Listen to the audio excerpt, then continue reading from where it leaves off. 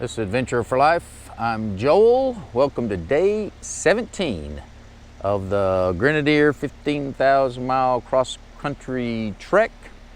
We are leaving Fort Nelson, which is what you see in the distance. When we checked in last night, we'd seen all this haze and whatnot, and it turns out there are 3 wildfires that are surrounding, and when I say surrounding, I don't know exactly where they are, but in this area. Again, yesterday we saw them in Edmonton when we left, and 500 miles later in Fort Nelson we still saw them. Now there was some clearing in between, so it could have been different wildfires, but in theory there are 3 wildfires that are in this general area, so I won't be surprised if we don't see haze and smoke all day. You certainly can smell it in the air. So when I plugged in our destination for tonight, which is Whitehorse, into the GPS, it said stay on this road for 568 miles.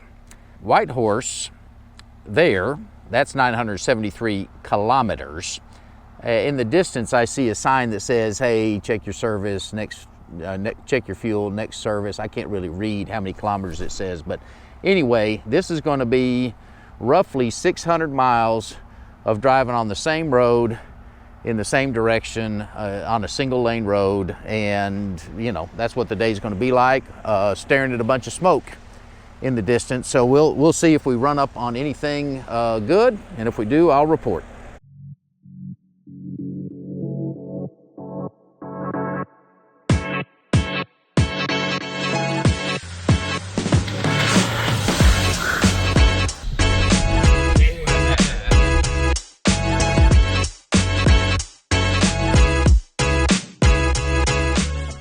Okay, there aren't many scenic overlooks or scenic turnouts. There's the sun through the haze again.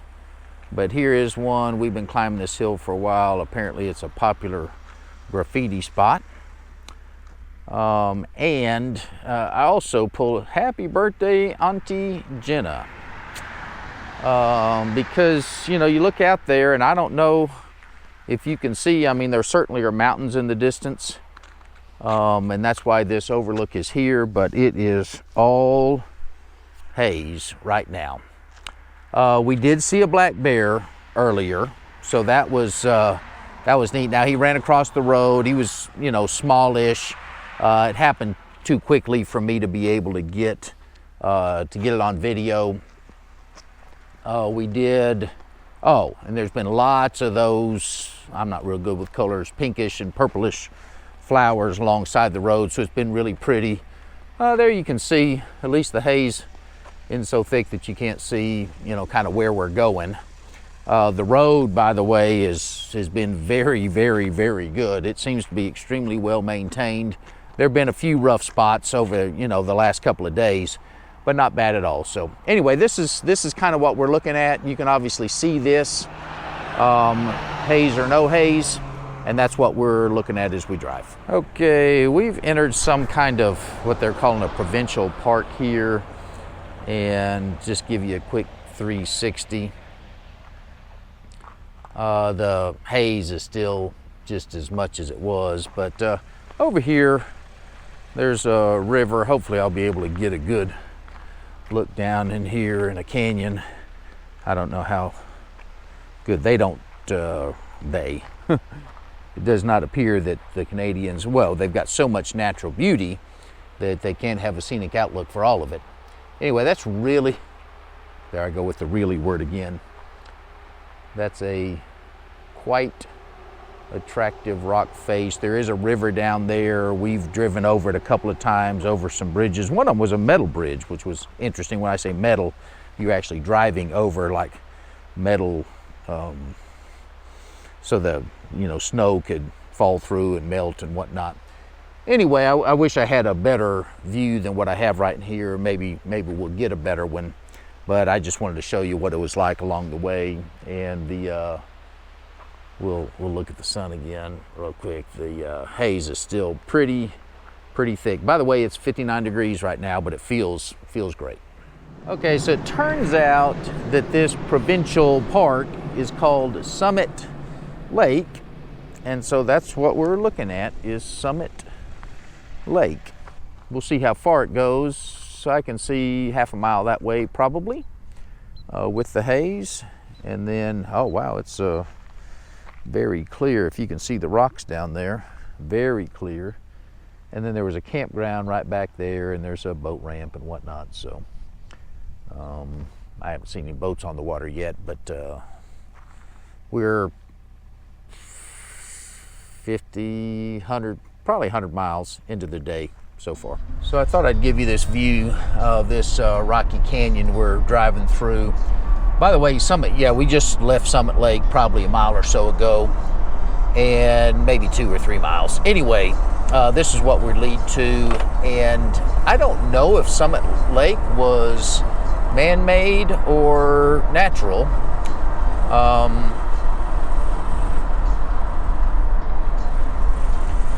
Probably man-made now that I'm looking at this. Anyway, I thought I'd give you a look. Still, the smoke, the haze is making it hard to see, but at least it's a pretty view for us.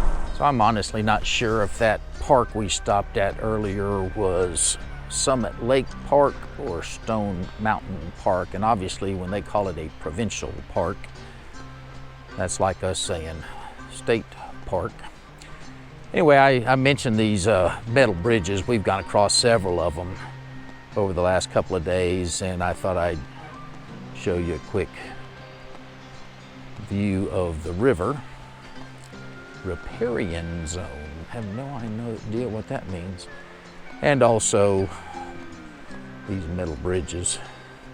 Not that it's any big deal, but it's not something that you see all that often, certainly in the US.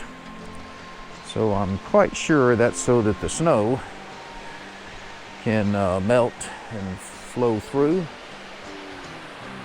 This is downstream from that Summit Lake. Still got the haze.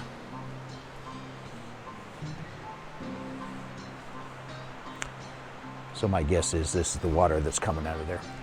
Okay, so we're in the town of Toad River, mile 422 on the Alaska Highway. So that tells you how far we've come from Dawson Creek. Welcome to my pad. Anyway, this was the first real gas station spot we found.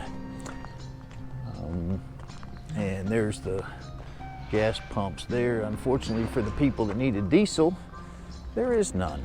It's also a campground, and they got cabins. So this is like a full service spot. This is about mile 110 probably since we left, what was the name of that town? Fort Nelson. So we're, a quarter, not quite a quarter of the way through. Did dawn on me, I need to clean my headlights off, so I did that when I was cleaning the windshield earlier. But anyhow, got gas. Again, this is the first. There were a couple of spots that you could have gotten gas, but you know, I wasn't going to trust the quality of the gas or the price, and I knew something was coming up. So anyhow, we're good to go now until we get to the midpoint. So Watson Lake is the major stop between Fort Nelson and Whitehorse. And before we leave here, I wanted to point out, it's just interesting some of the differences between being up in a place like this that's so remote. And by the way, they're building some huge, that's a hangar, because there's actually an airfield right across the way. If you can see the windsock and the ball up there on the electrical lines or whatnot, there's an airport over there. Anyway, so I guess they're building a big hangar. Anyway, when you got your gas, you pumped it, you took a picture of what the liters that you used and the price tag, and then you went inside to pay. So it was fill up first and pay second. There was no kind of security, there was no kind of anything making sure that that you paid. So it was totally on the honor system, which was interesting. All right, see you down the road. So we've been driving alongside this river now for some time. Maybe this is the Toad River, I don't know. But I thought I'd show you what it is. Pretty area. You still see all the haze. Have no idea when that's going to stop. But driving through the mountains, you know, dawned on me, and again, I may be dumb here, that we may be driving through the Canadian Rockies. Now, we started out this morning, it was a long, flat stretch, just like yesterday, of road that you just could drive as fast as you wanted to, and we've been winding through mountains for, you know, 50 miles now, so we may very well be going through the Canadian Rockies. I'll look that up and confirm on the screen there if you can see it. Boy, I wish that haze wasn't there, because that's just a beautiful mountain with some gorges on the side. Okay, we've come up to this river bed. Now, we've seen this before, but to me it's really interesting. First of all, how wide it is, and then the kinds of rocks that are in it. A lot of, you know, kind of roundish boulder kind of rocks.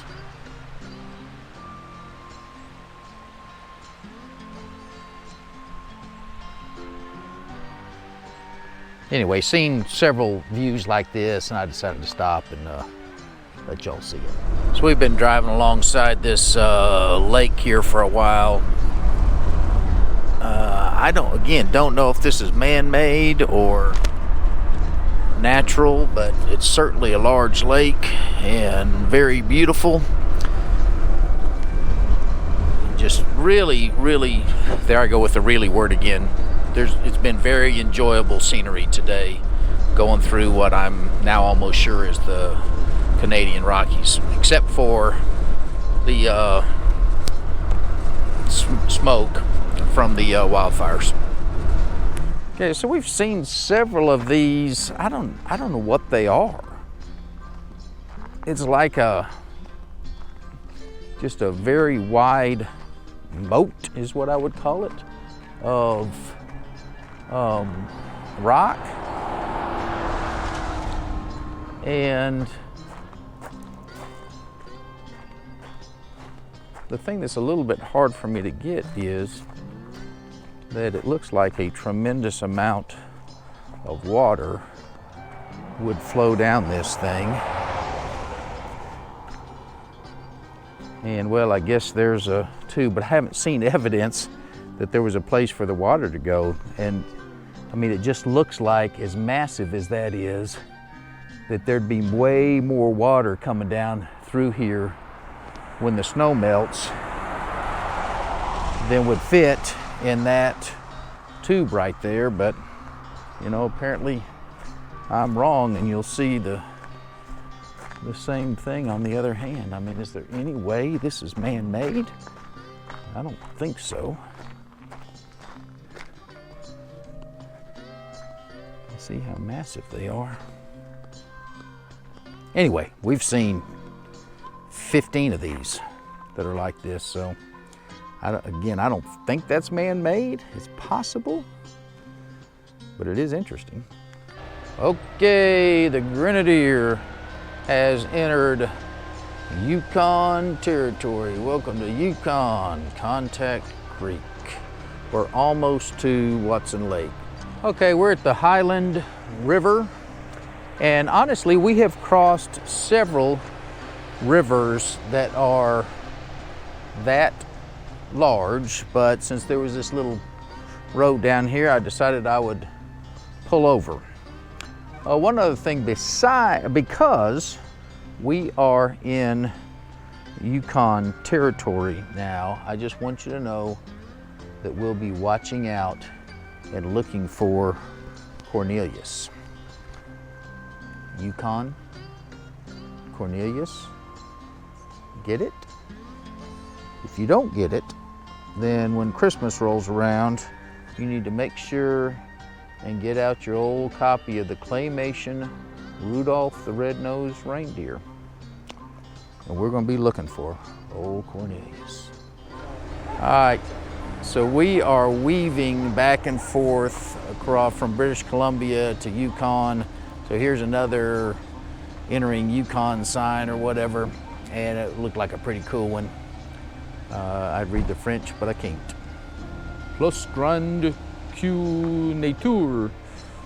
So I've said Watson Lake several times today, and we finally made it. We're a little over halfway from where we started this morning in Fort Nelson to where we're going to stay tonight, which is in Whitehorse in the Yukon. Anyway, we're here. We're going to stop and get gas, get some food. By the way, we have not had cell service basically the entire 300 and whatever miles we've driven so far today. So it just now came on. So that's kind of interesting. You're not going to find many places where you lose cell service for that long. I've said this before, but you know, you go on adventures for a lot of reasons and get away, see something new, see something different, and see something unexpected. Well, here I am in Watson Lake, Yukon, and we have a license plate / sign forest. This is at the city visitor center.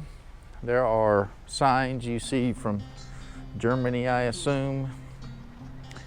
I saw there's a for sale sign, Florida real estate team. Just signs from everywhere.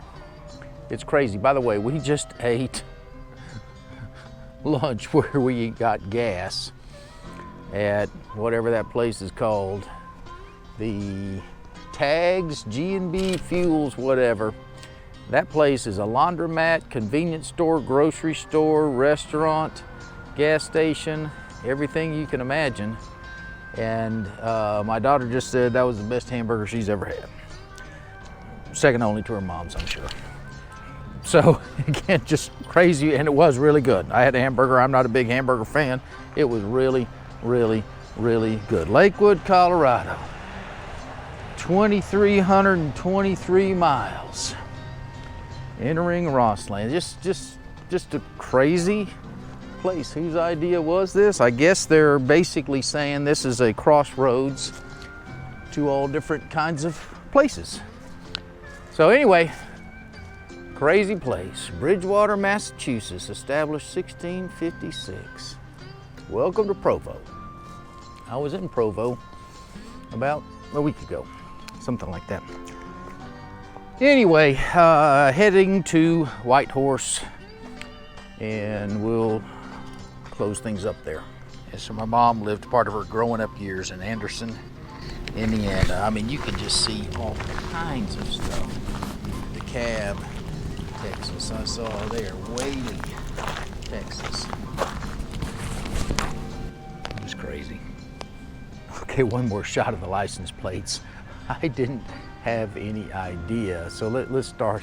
I didn't realize how big it was until I stepped into the middle of it. So I'm going to give you not a 360, but about a 270. This is just unbelievable. People have brought signs and license plates and stuff from all over the place. Medicine Hat, I'm assuming that's Medicine Hat, Oklahoma, which I was right outside of when I was in the Wichita Mountains.